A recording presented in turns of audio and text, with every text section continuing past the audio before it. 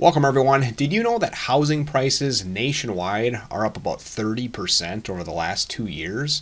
Well, this has created a lot of worry for those of us who remember the housing bust roughly a dozen years ago. Are we setting up for another massive downturn in housing prices? Well, I actually think the answer is no, and I'm going to give you 3 reasons today for that, so stick around. So why are housing prices unlikely to go bust? Well, all these reasons are somewhat interrelated, but first of all, let's just start economically speaking. Right now in the United States, we have this ultra-tight job market. In fact, there's literally more job openings than there are people looking for work. So there's a lot of concern we're going to run into a recession over the course of the next year as the Federal Reserve raises interest rates and financial conditions tighten.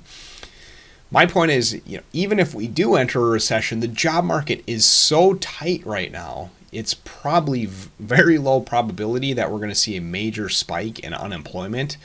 And therefore, obviously if most people are still working, they're going to be able to afford their mortgages.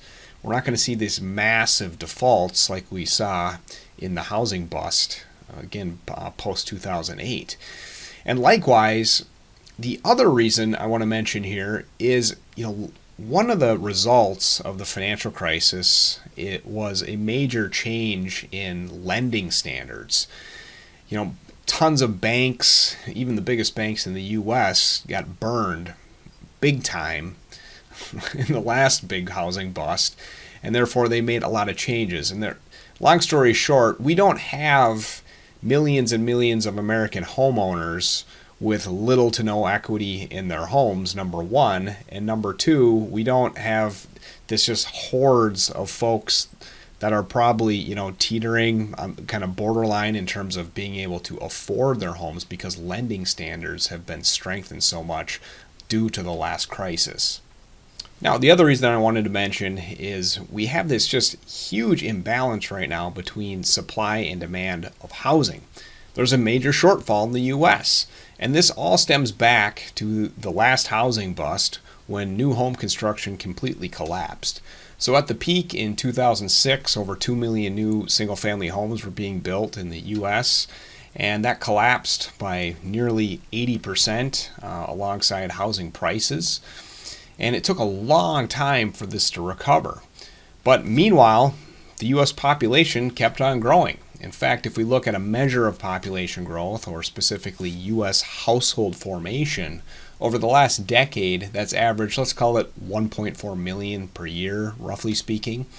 And my point is, obviously, if you're only building, if you're building less than 1 million homes per year for well over 5 years, at some point you're going to have a massive shortage. And obviously there's been a lot of apartments built over the last decade, but nonetheless, the combination of new homes being built and new apartments has not kept pace with household formation, and thus we have this massive imbalance, obviously, on the housing side. And long story short, housing prices may plateau out here, but for this reason alone, I think it's exceptionally unlikely that we see a bust of the magnitude that we saw in the global financial crisis.